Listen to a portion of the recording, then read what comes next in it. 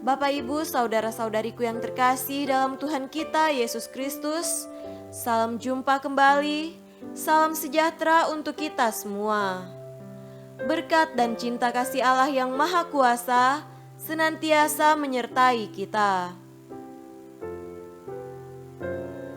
Hari Kamis 27 Desember 2020 adalah Pesta Keluarga Kudus. Marilah kita mendengarkan dan merenungkan bacaan-bacaan kitab suci. Bacaan pertama dari kitab Kejadian, pasal 15 ayat 1-6, dilanjutkan dengan pasal 21 ayat 1-3.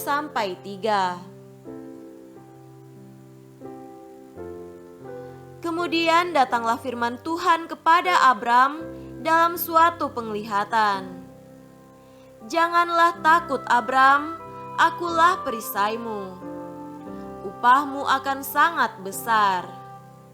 Abram menjawab, ya Tuhan Allah, apakah yang akan engkau berikan kepadaku, karena aku akan meninggal dengan tidak mempunyai anak, dan yang akan mewarisi rumahku ialah Eliezer, orang Damsyik itu.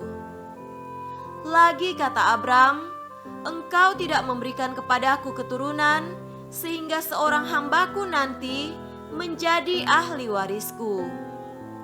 Tetapi datanglah firman Tuhan kepadanya demikian, orang ini tidak akan menjadi ahli warismu, melainkan anak kandungmu, dialah yang akan menjadi ahli warismu.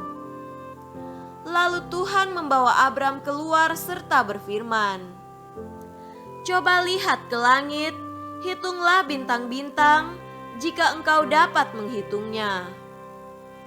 Maka firman-Nya kepadanya, demikianlah banyaknya nanti keturunanmu. Lalu percayalah Abram kepada Tuhan, maka Tuhan memperhitungkan hal itu kepadanya sebagai kebenaran. Tuhan memperhatikan Sarah seperti yang difirmankannya, dan Tuhan melakukan kepada Sarah seperti yang dijanjikannya. Maka mengandunglah Sarah, lalu ia melahirkan seorang anak laki-laki bagi Abraham dalam masa tuanya, pada waktu yang telah ditetapkan sesuai dengan firman Allah kepadanya. Abraham menamai anaknya yang baru lahir itu Ishak, yang dilahirkan Sarah baginya. Demikianlah sabda Tuhan. Syukur kepada Allah. Bacaan kedua dari surat kepada orang Ibrani, pasal 11 ayat 8, dilanjutkan dengan ayat 11-12 dan ayat 17-19. Karena iman Abraham taat, ketika ia dipanggil untuk berangkat ke negeri yang akan diterimanya menjadi milik pusakanya, lalu ia berangkat dengan tidak mengetahui tempat yang ia tujui. Karena iman, ia juga dan Sarah beroleh kekuatan untuk menurunkan anak cucu, walaupun usianya sudah lewat, karena ia menganggap Dia yang memberikan janji itu setia. Itulah sebabnya, maka dari satu orang, malahan orang yang telah mati pucuk, terpancar keturunan besar, seperti bintang di langit, dan seperti pasir di tepi laut, yang tidak terhitung banyaknya. Karena iman, maka Abraham, tatkala ia dicobai, mempersembahkan Ishak. Ia yang telah menerima janji itu, rela mempersembahkan anaknya yang tunggal, walaupun kepadanya telah dikatakan, keturunanmu yang berasal dari Ishaklah yang akan disebut keturunanmu. Karena ia berpikir bahwa Allah berkuasa membangkitkan orang-orang sekalipun dari antara orang mati. Dan dari sana ia seakan-akan telah menerimanya kembali. Demikianlah sabda Tuhan. Syukur kepada Allah.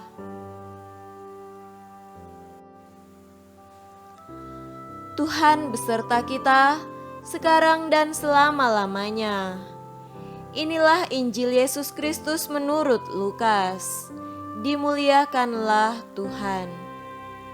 Injil Lukas pasal 2 ayat 22 sampai 40. Dan ketika genap waktu pentahiran menurut hukum Taurat Musa, mereka membawa dia ke Yerusalem untuk menyerahkannya kepada Tuhan, seperti ada tertulis dalam hukum Tuhan. Semua anak laki-laki sulung harus dikuduskan bagi Allah dan untuk mempersembahkan korban menurut apa yang difirmankan dalam hukum Tuhan, yaitu sepasang burung tekukur atau 2 ekor anak burung merpati. Adalah di Yerusalem seorang bernama Simeon. Ia seorang yang benar dan saleh yang menantikan penghiburan bagi Israel. Roh Kudus ada di atasnya dan kepadanya telah dinyatakan oleh Roh Kudus bahwa ia tidak akan mati sebelum ia melihat Mesias, yaitu Dia yang diurapi Tuhan. Ia datang ke bait Allah oleh Roh Kudus. Ketika Yesus, anak itu, dibawa masuk oleh orang tuanya untuk melakukan kepadanya apa yang ditentukan hukum Taurat, ia menyambut anak itu dan menatangnya sambil memuji Allah, katanya, "Sekarang Tuhan, biarkanlah hamba-Mu ini pergi dalam damai sejahtera sesuai dengan firman-Mu, sebab mataku telah melihat keselamatan yang daripadamu, yang telah Engkau sediakan di hadapan segala bangsa, yaitu terang yang menjadi pernyataan bagi bangsa-bangsa lain dan menjadi kemuliaan bagi umat-Mu Israel." Dan bapa serta ibunya amat heran akan segala apa yang dikatakan tentang dia.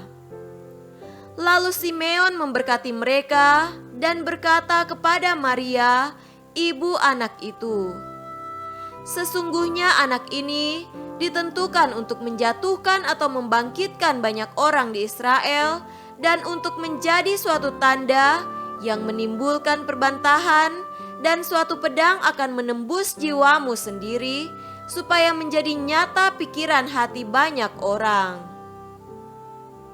Lagi pula di situ ada Hana, seorang nabi perempuan, anak Fanuel dari suku Asyer. Ia sudah sangat lanjut umurnya. Sesudah kawin, ia hidup 7 tahun lamanya bersama suaminya, dan sekarang ia janda dan berumur 84 tahun. Ia tidak pernah meninggalkan bait Allah dan siang malam beribadah dengan berpuasa dan berdoa. Dan pada ketika itu juga datanglah ia ke situ dan mengucap syukur kepada Allah dan berbicara tentang anak itu kepada semua orang yang menantikan kelepasan untuk Yerusalem. Dan setelah selesai semua yang harus dilakukan menurut hukum Tuhan, kembalilah mereka ke kota kediamannya, yaitu kota Nazaret di Galilea. Anak itu bertambah besar dan menjadi kuat, penuh hikmat dan kasih karunia Allah ada padanya. Demikianlah Injil Tuhan. Terpujilah Kristus.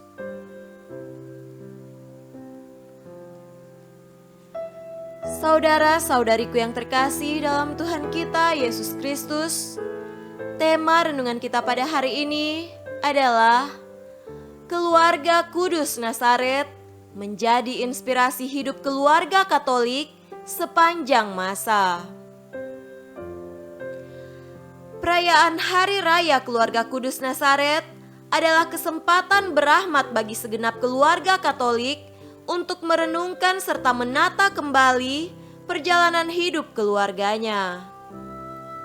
Tolak ukur permenungannya adalah iklim keluarga yang dibangun oleh Yusuf, Maria, dan Yesus, serta kualitas hidup setiap pribadi yang ada dalam keluarga kudus Nazaret. Semuanya menjadi inspirasi hidup bagi keluarga Katolik sepanjang masa. Keluarga Kudus Nazaret menghadirkan beberapa kualitas hidup yang penting direnungkan untuk setiap keluarga Katolik. Yang pertama, percaya bahwa Allah sebagai pembentuk fondasi keluarga. Yang kedua, taat kepada Allah. Hal yang ketiga adalah mempersembahkan kepada Allah. Yang keempat adalah mampu melihat keselamatan yang dari Allah. Saudara-saudariku terkasih, predikat kekudusan yang dikenakan pada keluarga Nazaret tidak terlepas dari kualitas hidup yang telah diperlihatkan oleh Yusuf, Maria, dan Yesus. Kekudusan keluarga Nazaret bukan hanya suatu hadiah dari Allah, tetapi juga upaya kemanusiaan Yusuf dan Maria dalam memahami rencana Allah. Setiap keluarga Katolik terpanggil untuk membangun keluarganya agar karya keselamatan Allah bisa hidup dan setiap pribadi yang ada dalam keluarga Katolik terbentuk kekudusannya.